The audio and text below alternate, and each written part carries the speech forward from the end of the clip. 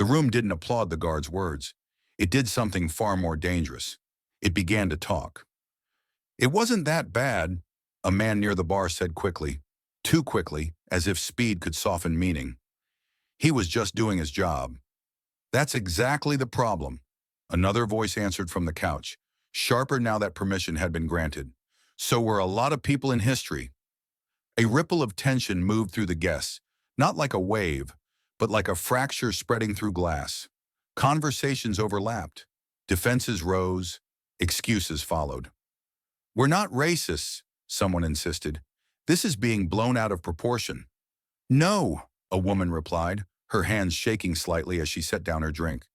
"What's being blown open is what we usually keep quiet." The guard stood frozen between them, exposed now in a way no uniform could correct. He looked at the man who had spoken, searching for guidance, for relief, for a signal that this had gone far enough. The man did not intervene. He let the argument unfold because truth, once released, does not need a master. "I didn't say anything because I didn't want trouble," a producer admitted, almost to himself. "And that's how trouble survives," another answered. A guest near the doorway scoffed. "You're all acting like saints now? Where was this courage 5 minutes ago?" That landed, hard. The room split, not cleanly, not evenly, but visibly, between those desperate to return to the night they were promised and those who understood that promise had already expired. The guard finally spoke again, quieter than before. "I thought I was keeping control," he said. "I didn't realize I was enforcing permission." The man met his eyes. "That realization," he said gently, "is where responsibility begins." Someone whispered, "He forgave him," not with admiration, but with disbelief. The man shook his head slightly. "Forgiveness," he said, "comes after truth." Tonight was truth. Arguments continued, voices overlapping, defenses cracking, shame surfacing in unexpected places. But they no longer circled him. He was no longer the subject. He had become the standard. The guard stepped back, clearing space. Not ceremonially, not dramatically, but deliberately. And for the first time that night, the man stood without being challenged by anyone in the room. "This night won't be remembered," someone muttered. "No cameras, no records." The man heard it and replied calmly, "History doesn't require witnesses who write. It requires witnesses who change." Silence returned, not imposed but chosen, and in that silence everyone understood the same uncomfortable truth. They would leave this house arguing, but they would not leave unchanged. The guard tried to speak and failed. What came out first was not authority, not command, but breath, thin, uneven, human. He looked at the faces around him, expecting rescue, a signal, a permission slip to end this, and what he found instead were eyes that no longer needed him to decide. "You don't get to judge me," he finally said, and the sentence sounded smaller than he intended, like a door slammed in a hallway too large for it to echo. The man answered without urgency. "I'm not judging you," he said. "I'm inviting you to look." The guard's jaw worked as if chewing something bitter. "You think you know me?" he asked. "You think one speech tells you who I am?" "I think," the man replied, "that when power is challenged, it reveals what it was protecting all along." A few guests nodded before realizing they were nodding. A man near the bar murmured, "He's right," then went quiet, startled by his own honesty. The guard straightened, reflexively reaching for the posture that had always restored order. "I was doing my job," he said louder now, clinging to the shield that had never failed him before. "I keep people safe." "Safe from whom?" the man asked gently. The question landed without accusation, and that made it harder to dodge. The guard opened his mouth, closed it, then exhaled sharply. His eyes dropped, not in defeat, but in calculation, as if weighing something he had never weighed before. "You don't understand," he said. "This world has rules." "Yes," the man answered, "and every unjust rule survives because someone enforces it without asking why." The room shifted again. Someone placed a hand on the back of a chair, grounding themselves. Another guest looked away, then back, unable to decide which felt worse. "I grew up being told who I was allowed to be," the guard said suddenly. the words slipping out before he could stop them. I didn't write this system. No, the man agreed. But tonight, you stood at its door. The guard swallowed. His voice dropped. If I let you stay, he said, what does that make me? The man didn't hesitate. It makes you a man who chose conscience over comfort. Silence followed, not the old silence of avoidance, but a new one, charged and waiting. A woman near the staircase spoke, her voice unsteady. We all saw what happened, she said. We can't unsee it. Another added, he deserves to finish. The guard looked around one last time. There was no uniform strong enough to cover what he felt now. Slowly, painfully, he removed his hand from the man's arm. I was wrong, he said, not loudly, not cleanly, but truth rarely is. I spoke for a room that didn't ask me to. The man inclined his head, not in victory, but in acknowledgement. Around them, the party didn't resume. It couldn't. Something had cracked, and through the crack, air rushed in. And with air came the sound of voices, arguing, agreeing, confessing, no longer content to pretend they hadn't heard.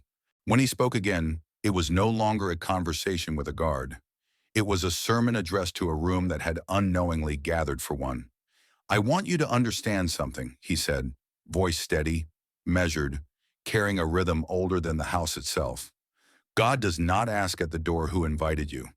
God asked what you did with the power you were given once you entered. The words didn't rise in volume, but they rose in reach, spreading through the space like light finding corners no one does. In the Gospel of Matthew, he continued, we are warned that what you did to the least of these, you did unto me. And I have watched powerful men spend their lives debating who the least are, just so they never have to recognize them when they stand right in front of them. A woman near the staircase pressed her hand to her chest. A man who had been leaning against the wall straightened, as if the posture itself had begun to feel dishonest. You have mistaken exclusivity for excellence, he said. You have confused access with virtue, and you have allowed fear to dress itself as tradition. The guard's face tightened, then softened again, caught between instinct and something newer, something harder to ignore. The book of Proverbs tells us that pride goes before destruction, but pride rarely looks like arrogance in rooms like this. It looks like confidence. It looks like certainty. It looks like believing that the world was built to resemble you. He paused, letting the words press where they needed to press. I am not here to tear down your houses, he said. I am here to tell you that a house divided between dignity and privilege cannot stand forever. Someone near the back whispered, my God, not as a performance, but as a realization. You feared that my presence would disrupt your peace, he went on, but peace that depends on exclusion is not peace. It is a ceasefire enforced by silence. The guard took an involuntary step back. Not away from the man, but away from the certainty he had arrived with. And let me be clear, he said, voice firm now, resonant, unmistakably that of a preacher. I do not stand here as a symbol. I stand here as a human being, made in the image of the same God who fashioned every soul in this room. He lifted his gaze slightly, not to dominate, but to invite. If righteousness cannot sit beside me, he said, then righteousness has no business sitting here at all. The room held its breath. No applause came. No interruption dared. And in that stillness, something irreversible settled in. An understanding that whatever this night had been meant to celebrate, it had become something far more dangerous. Truth had been spoken where it was least expected, and it was not finished yet. He paused, not for effect, but as if listening for something deeper than the room. And when he spoke again, the change was unmistakable, because the calm that had carried him this far began to gather weight, the kind that presses on a chest not with fear, but with recognition. There is a scripture, he said softly, that tells us the stone the builders rejected has become the cornerstone. And I have often wondered why builders are so offended when the stone speaks. A few guests straightened without meaning to. Scripture had a way of crossing boundaries money never could. You see, he continued, we like to believe that injustice announces itself with hatred, with violence, with burning crosses and shouted slurs. But more often it arrives dressed as order, escorted by manners, and defended by men who believe they are only doing their jobs. The guard's arms fell to his sides, not in surrender, yet, but in fatigue. The words were no longer aimed only at him. "I have walked through many doors in my life," the man said, "and most of them were guarded by people who thought they were neutral. People who told themselves they were not cruel, only careful." He let that sentence breathe. But neutrality, when it protects humiliation, is not innocence. It is participation. A man near the window whispered something to his companion and then fell silent, as if embarrassed by the sound of his own voice. The room had entered a different rhythm now, one where interruptions felt like profanity. The man lifted his eyes slightly, not in pride, but in resolve. The book of Amos tells us, "Let justice roll down like waters, and righteousness like a mighty stream. But streams cannot flow in rooms where we dam them with comfort." No one laughed. No one shifted. Even the guard stood still, as if movement itself might break something fragile. "You fear chaos," the man went on, "because chaos threatens your advantage. But there is nothing orderly about dignity being conditional. There is nothing holy about peace purchased with someone else's silence." The guard swallowed. His authority had been built for confrontation, not for this slow, patient unraveling. "And I say this not to condemn you," the man added, eyes returning to him, "but to invite you, because even those who guard the doors are still souls standing before God." That sentence landed hardest of all.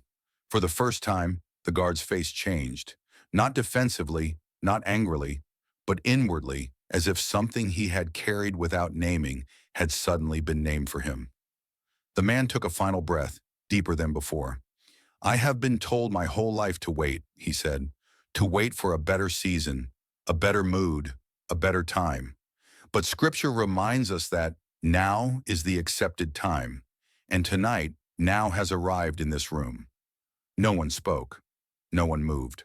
The party, which had begun as an escape from the world, now felt unavoidably part of it. And the guard, standing just a step away, realized with growing clarity that whatever came next would not be erased by asking this man to leave. He didn't raise his voice when he began. He didn't gesture for attention. He simply spoke, and the room, trained to obey louder men, found itself leaning toward a quieter one. "I was taught," he said, "that the measure of a house is not its size nor its guests, but the truth it can survive." The guard folded his arms, a reflex meant to signal finality, but the signal no longer worked. Too many eyes had turned away from him and toward the man who stood as if the floor itself had asked him to remain.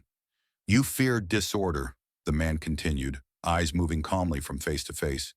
"But disorder is not created when a man is questioned for his worth. Disorder is revealed." A guest near the bar tried to interrupt, something about timing, about respect, but the words dissolved before they reached the center of the room. Silence had decided who spoke now. "I did not come here to accuse," he said. "I came here invited." What happened next was not an accident. It was a rehearsal, one this country has practiced well. The guard exhaled sharply. "This is going too far." "Far?" the man asked. "We are standing on ground worn thin by habit. The only thing far is honesty." He paused, letting the sentence land without force. The pause did the work.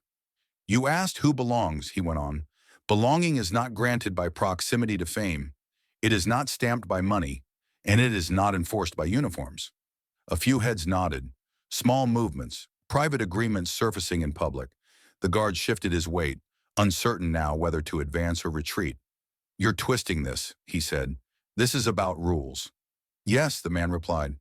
"Rules written by comfort, enforced by fear, and excused by silence." Someone near the piano whispered, "Let him finish." Another answered, "Just listen." The man's voice deepened, not louder but fuller, as if he were drawing from a well that did not empty. "Long before any of us were invited into rooms like this," he said, "there were rooms we were barred from, and we were told it was order, that it was tradition, that it was necessary." He looked at the guard then, not with anger, but with an unsettling clarity. "You are not the architect of this system," he said, "but tonight you volunteered to be its voice." The guard's mouth opened. No words came. "And understand this," the man added, A system that needs humiliation to survive is already collapsing. It just doesn't know it yet. The room felt tighter, as if walls had moved closer without anyone touching them. The laughter from earlier felt distant, almost embarrassing now, like a memory from another night. "I will leave when you ask me to leave as a man," he said calmly, "not as a color." The guard looked around, searching again for support, for the nods that used to come automatically. What he found instead were faces waiting. Waiting for him. Waiting for the next word. Waiting to see which side of history he would choose, without being told.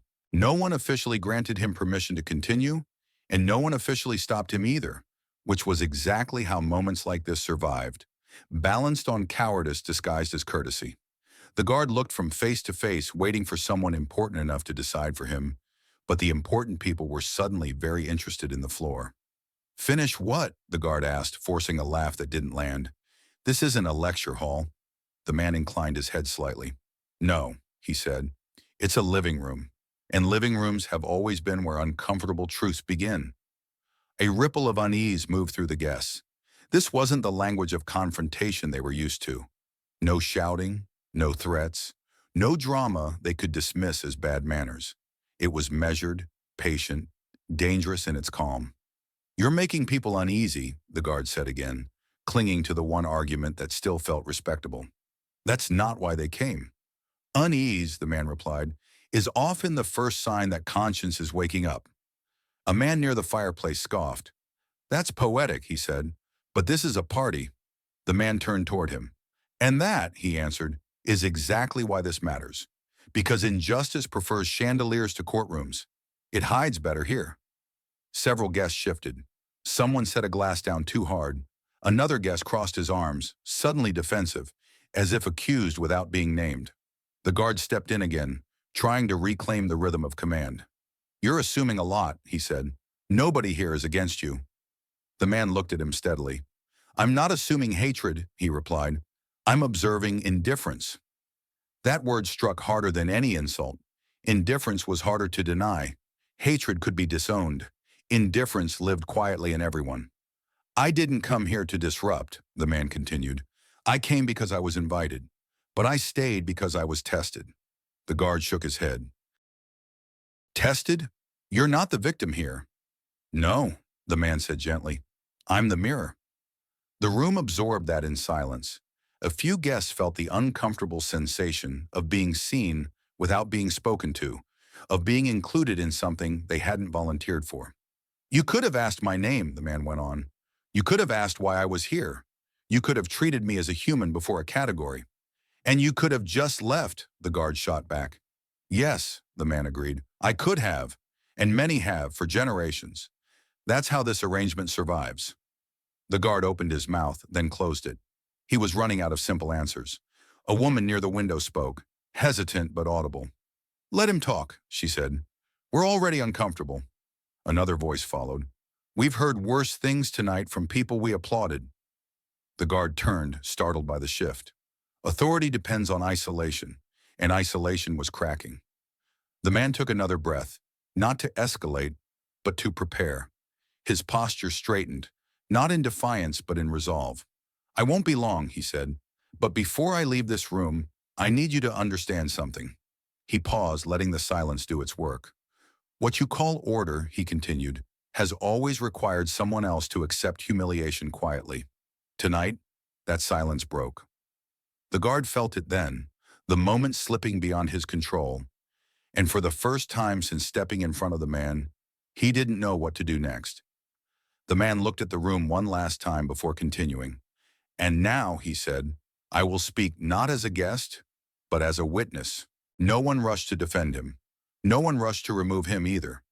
The room chose the safest option it knew, stillness, because stillness allows everyone to pretend they're neutral, even when neutrality quietly leans in one direction.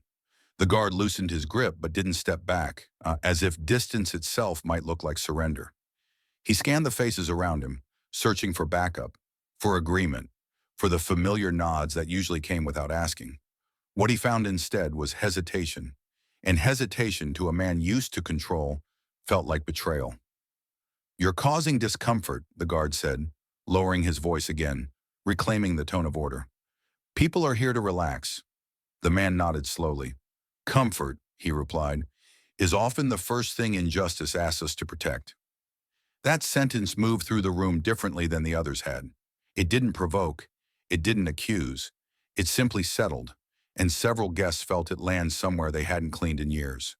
A producer near the fireplace cleared his throat. A politician shifted his weight. Someone whispered, "He has a point," then looked around quickly, as if the thought itself might be overheard. The guard straightened, sensing the room slipping. "You don't get to lecture us," he said. "You're a guest at best." "At best," the man repeated, tasting the words. "And at worst." The guard didn't answer. He didn't need to. Everyone knew. "What you're really saying," the man continued, voice steady, "is that my presence disrupts an arrangement you're comfortable with, that the sight of me among you feels like disorder." "That's not what I said," the guard snapped. "It's what you enforced," the man replied. The band had stopped playing altogether now. No announcement, no signal. The music simply faded, as if the room itself had decided it needed to hear what came next, whether it wanted to or not. A woman in pearls finally spoke, her voice unsure.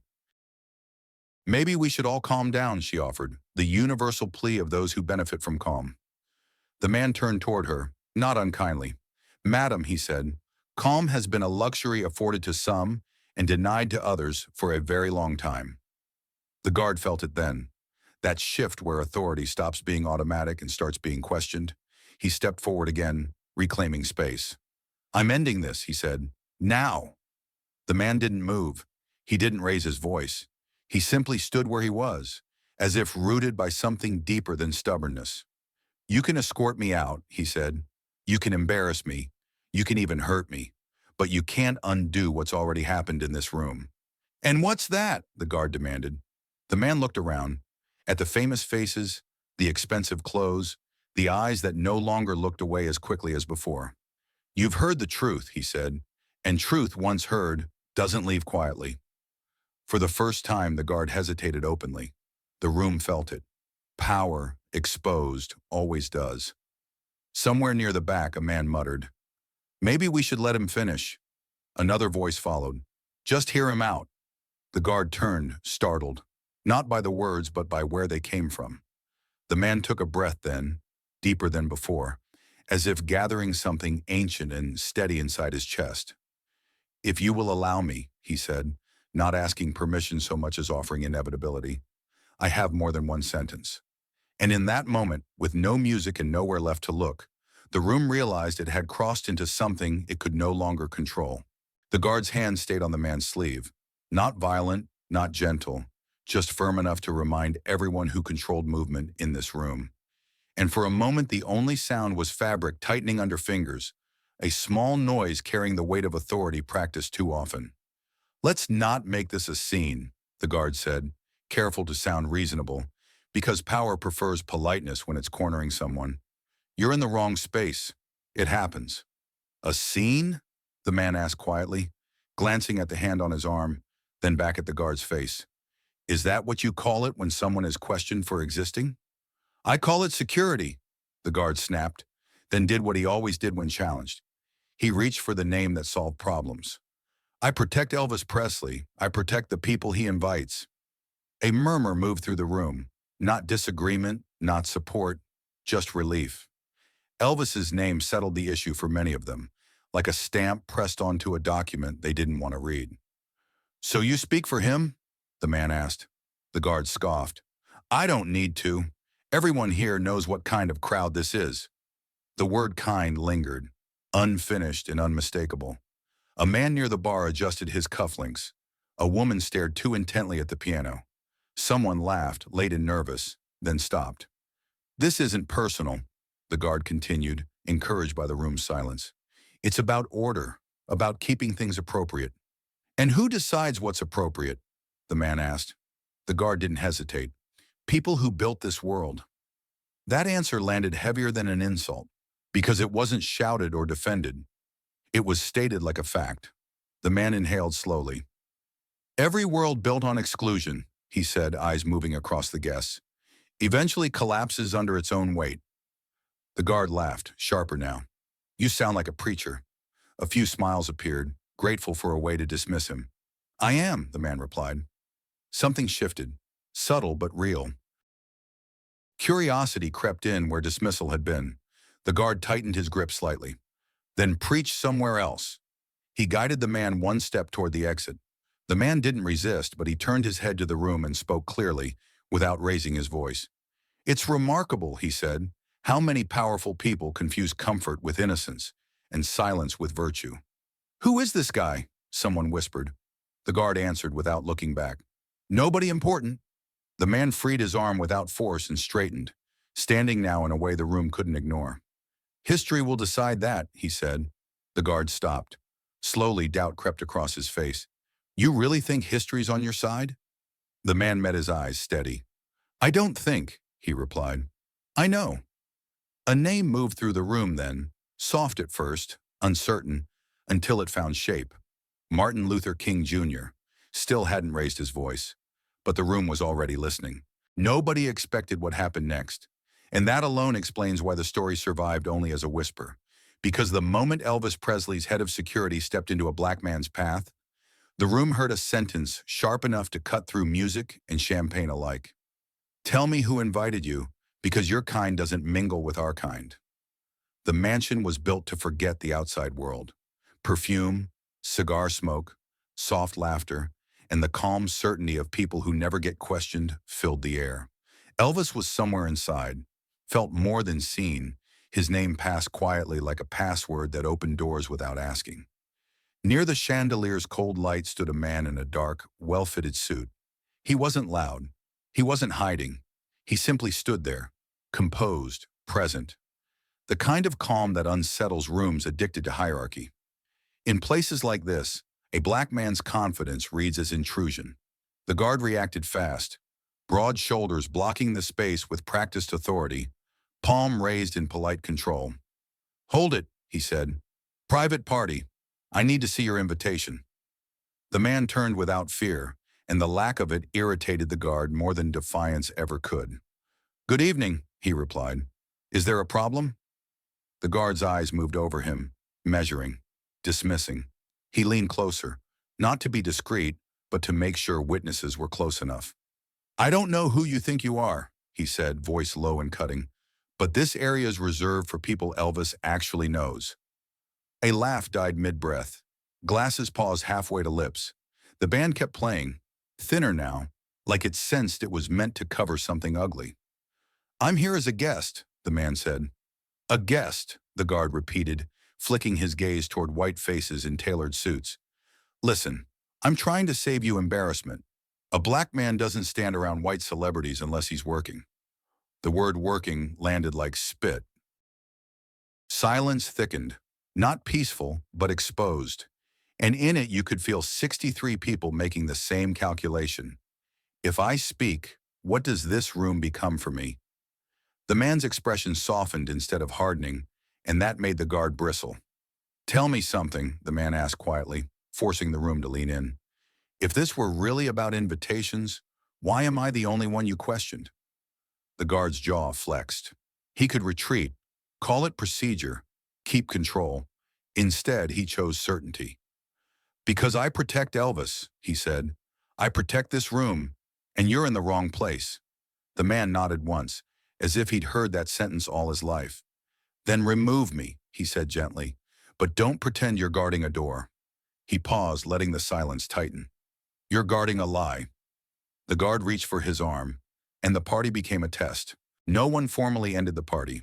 There was no announcement, no farewell toast, no final song to signal closure. People simply began to drift, slowly, awkwardly, as if leaving a place where something sacred had been broken or perhaps revealed. The man stood quietly near the doorway, no longer guarded, no longer questioned. A few guests passed him without meeting his eyes. Others nodded, unsure whether the gesture was gratitude or apology. One woman stopped, opened her mouth as if to speak, then thought better of it and walked on, wiping at her eyes. The guard remained behind, standing still, watching the room empty in fragments. The authority he had carried into the night felt heavier now, not because it had grown, but because it had been examined. "I won't forget this," he said finally, not looking up. The man turned toward him. "That is all that was required," he replied. "You didn't have to do this," the guard added. "You could have left." "Yes," the man said, "and then nothing here would have changed." The guard nodded slowly, emotion stripped of pride. "I spoke for a room that used me as a shield," he admitted. "I see that now." The man placed a hand briefly over his own chest, a gesture of restraint. Not forgiveness yet, but acknowledgement. "Seeing," he said, "is the first act of repentance." They stood in silence for a moment longer, two men divided by history, briefly united by honesty. From deeper inside the house, a low argument flared again. Voices still wrestling with what had been said, what it meant, who it implicated. The man did not turn back. He had given the room everything it needed. As he stepped outside, the night air felt cooler, cleaner, untouched by chandeliers or reputations. The gate opened without resistance. No one stopped him. No one needed to. Later, some guests would claim they had agreed with him all along. Others would say the moment had been exaggerated. A few would insist it never happened that way at all. But each version would share the same quiet detail. No one ever forgot the night when a black man stood among the powerful and spoke as if truth did not require permission. No photographs survived it. No headlines recorded it. No official history preserved it. And yet, long after the music resumed elsewhere, after invitations were rewritten and guest lists refined, something remained unsettled in the minds of those who were there. They had seen a door guarded by pride. They had seen it open. And they knew, whether they admitted it or not, that the house had never truly been secure again. Because once dignity is spoken aloud, even the most private rooms begin to echo.